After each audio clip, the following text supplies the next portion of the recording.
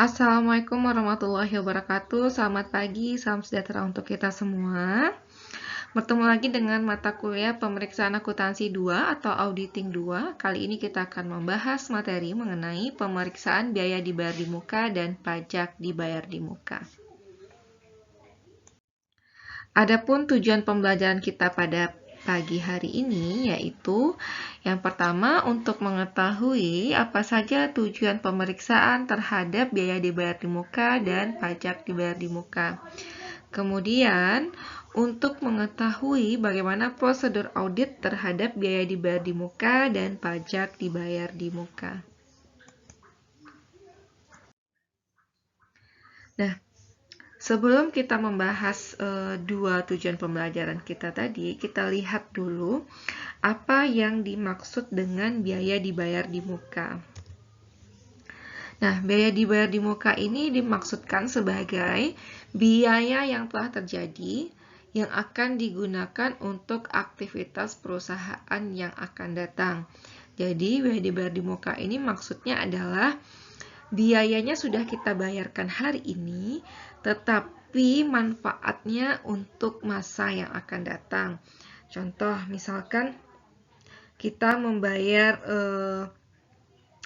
premi asuransi, atau kita membayar sewa dibayar di muka untuk masa 1 tahun yang akan datang. Misalkan sekarang tahun 2022, kita bayar sewa untuk tahun 2024. Artinya kita sudah mengeluarkan biaya di tahun 2022, tetapi manfaat yang akan kita peroleh di tahun 2024. Jadi itu adalah maksud dari biaya dibayar di muka.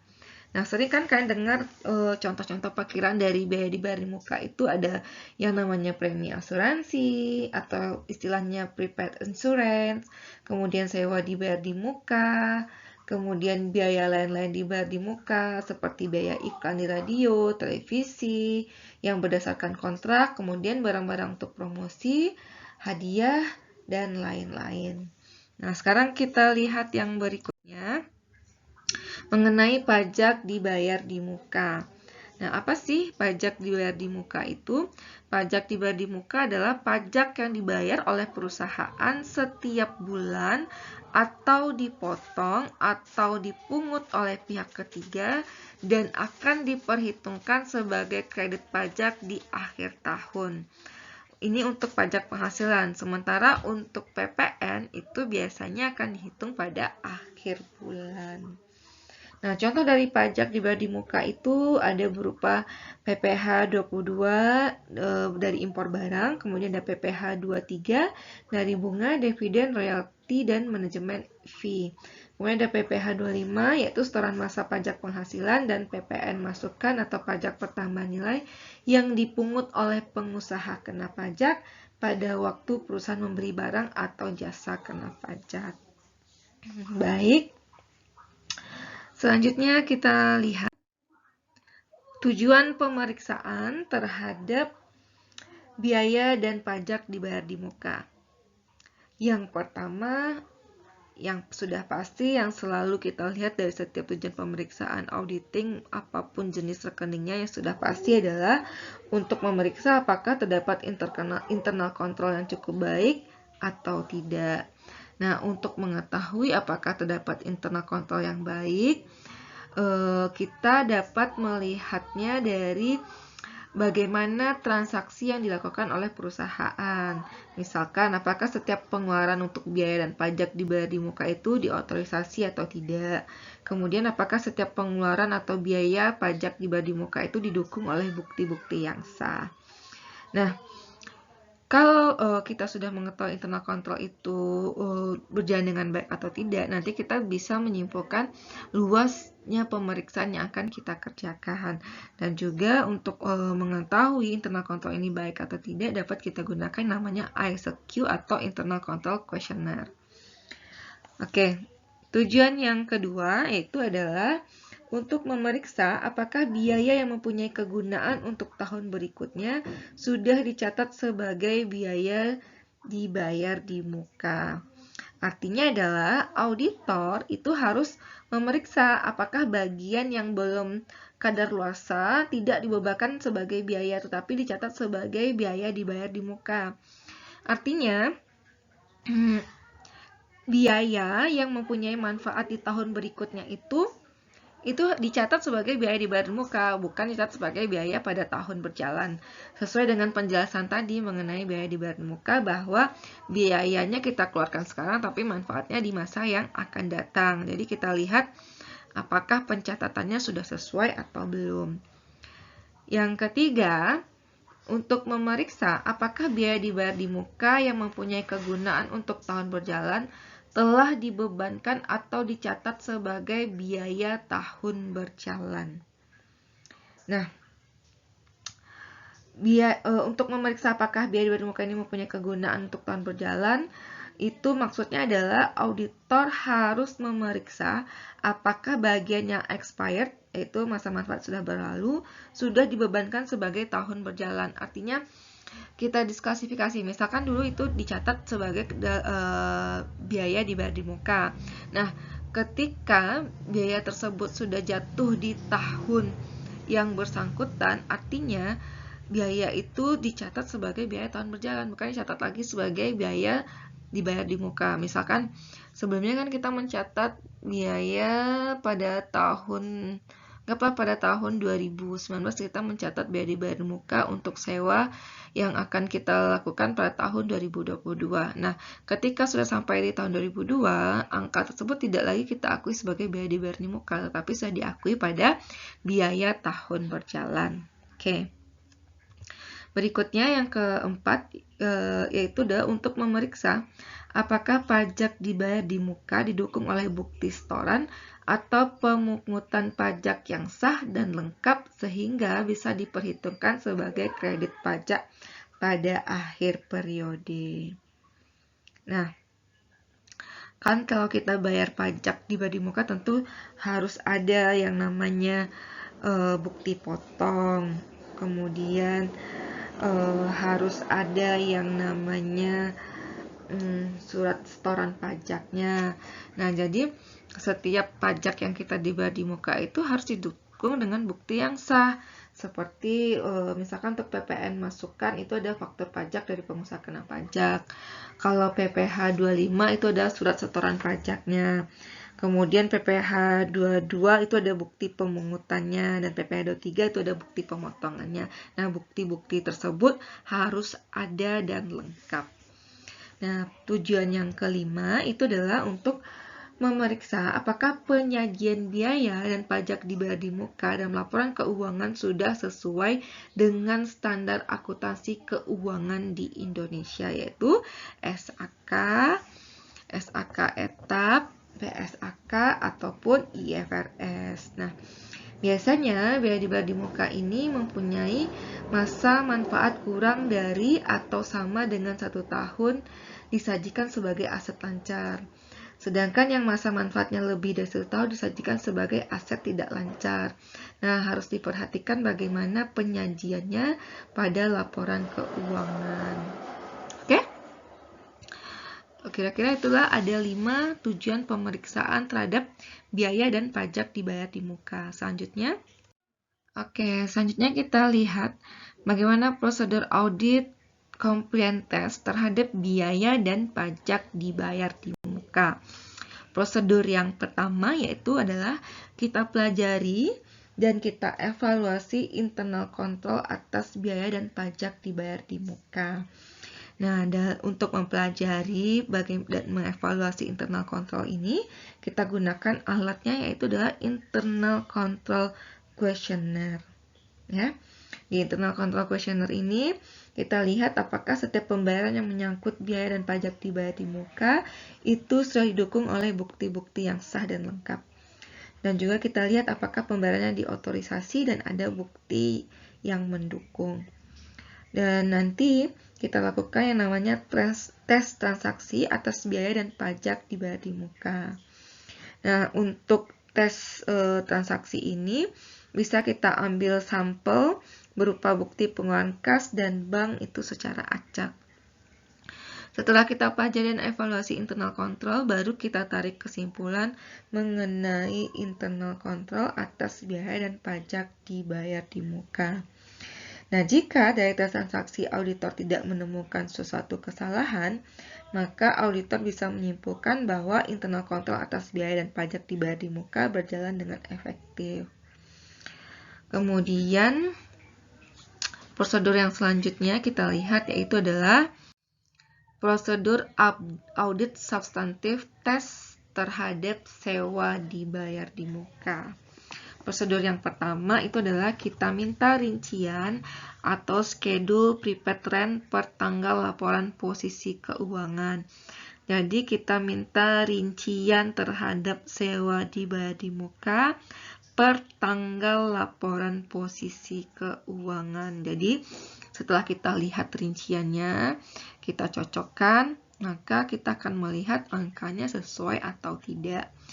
Kemudian yang kedua, kita cek ketelitian perhitungan matematisnya. Sesuai nggak dengan yang ada di kontrak. Misalkan harusnya sewa dibayar di muka itu dibayarnya dalam 1 tahun itu adalah 50 juta. Kita ngambil 2 tahun kali 2 berarti kan 100 juta. Apakah perhitungan matematisnya sudah sesuai atau belum? Prosedur yang berikutnya, kita cocokkan saldo prepaid rent atau sewa dibayar di muka per tanggal laporan posisi keuangan dengan saldo buku besar. Adakah sesuai angka yang terdapat pada posisi keuangan dengan buku besar? Prosedur yang keempat, kita cocokkan saldo awal sewa dibayar di muka dengan kertas kerja pemeriksaan tahun lalu. Apakah ada angka-angka yang signifikan?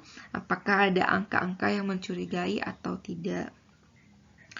Berikutnya yang kelima, kita lakukan vouching untuk pembayaran sewa dibayar di muka di tahun berjalan dan kita periksa perjanjian terhadap sewa dibayar di muka tersebut. Sesuaikah atau tidak? Prosedur yang keenam itu kita cocokkan total yang dibebankan sebagai biaya sewa ke buku besar biaya sewa. Nah, dalam hal ada biaya sewa yang langsung dibebankan ke perkiraan biaya sewa, itu biasanya jumlah biaya sewa di buku besar akan terlihat lebih besar. Jadi kita harus cocokkan, harus kita teliti lagi. Yang terakhir itu kita buat usulan audit adjustment jika diperlukan. Baik, kita lanjut. Selanjutnya kita lihat bagaimana prosedur audit substantif terhadap asuransi dibayar di muka. Yang pertama itu adalah kita minta rincian asuransi dibayar di muka per tanggal neraca. Gunanya untuk apa? Untuk memastikan bahwa angka asuransi dibayar di muka pada tanggal neraca itu sesuai dengan total dari rincian terhadap asuransi dibayar di muka.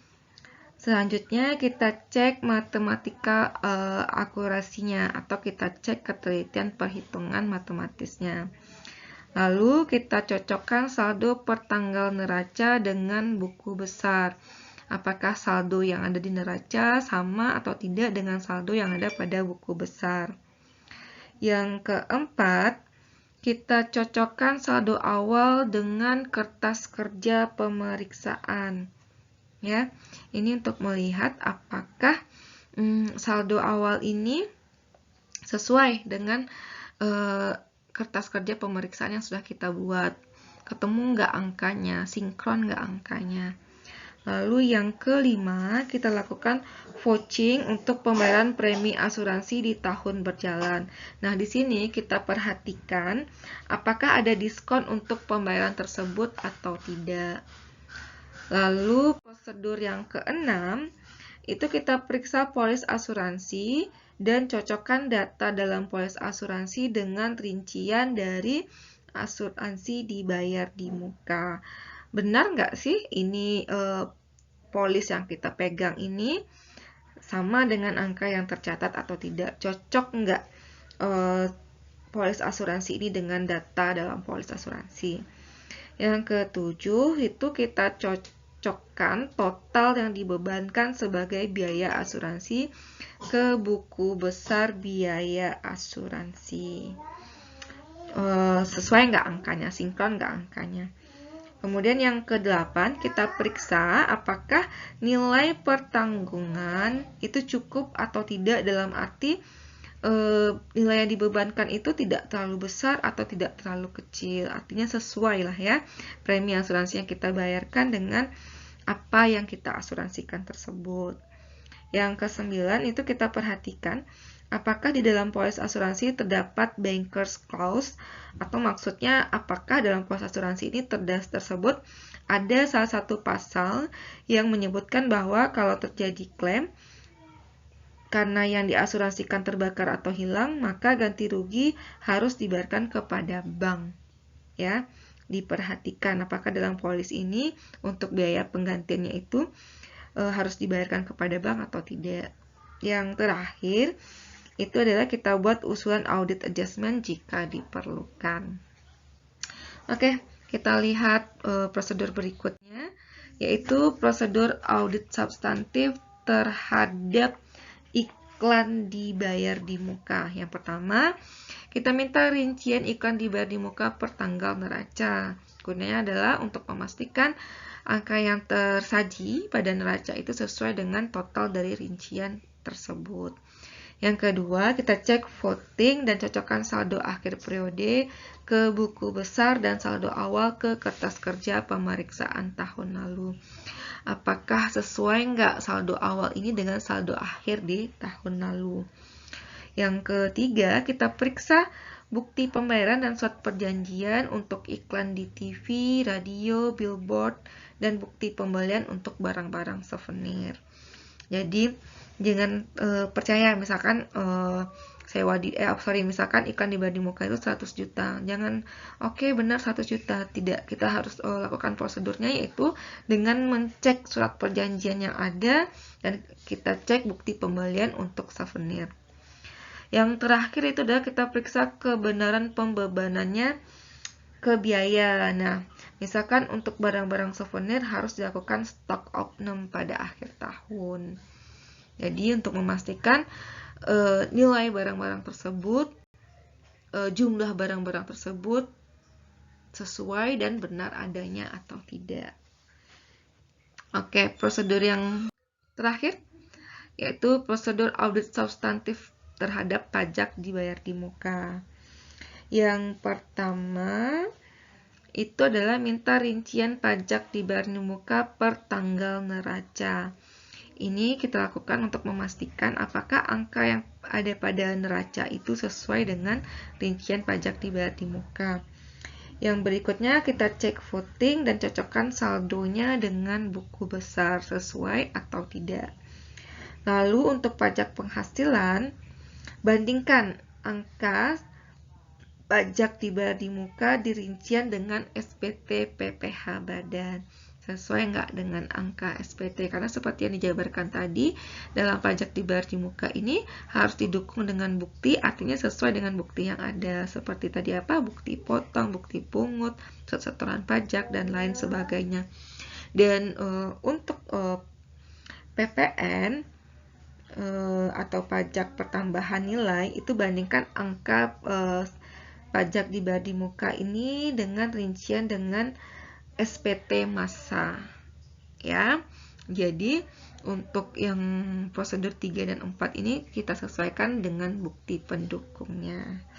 Oke, kira-kira itulah tujuan dan prosedur audit terhadap biaya dan pajak dibayar di muka. Saya harap rekan-rekan mahasiswa bisa memahaminya dengan baik, baca dan cari sumber referensi yang lain untuk meningkatkan wawasan yang ada. Baik, saya rasa cukup. Terima kasih atas perhatiannya. Assalamualaikum warahmatullahi wabarakatuh.